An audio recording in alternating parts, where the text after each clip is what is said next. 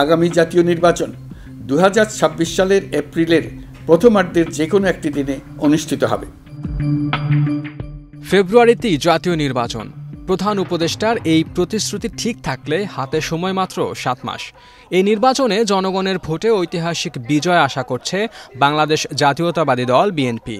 প্রত্যাশা পূরণে দেশের মানুষের সামনে সরাসরি আসা দরকার দলটির কাণ্ডারি তারেক রহমানের।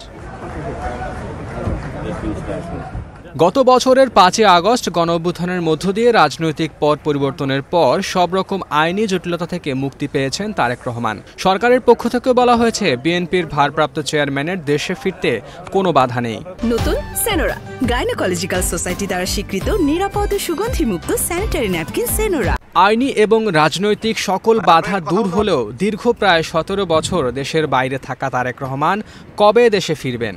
অবশেষে দিনক্ষণ চূড়ান্ত হল বিএনপির ভারপ্রাপ্ত চেয়ারম্যান তারেক রহমানের দেশে ফেরার। পরিকল্পনা অনুযায়ী আগামী নির্বাচনে দলকে নেতৃত্ব দেবেন তিনি। সেই লক্ষ্য নিয়েই আগামী 28 জুলাই দেশের মাটিতে পা রাখবেন বিএনপির ভারপ্রাপ্ত চেয়ারম্যান।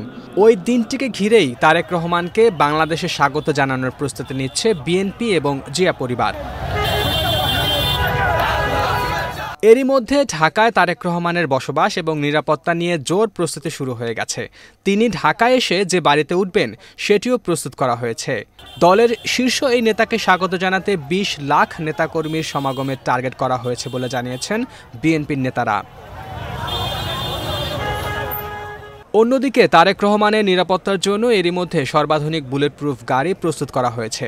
এছাড়া ভারপ্রাপ্ত চেয়ারম্যানের চলাফেরা ও রাজনৈতিক কর্মসূচিতে অংশগ্রহণের ক্ষেত্রে সর্বোচ্চ নিরাপত্তা পরিকল্পনাও চূড়ান্ত করেছে বিএনপি। রুমান আকন, বাংলাদেশ প্রতিদিন।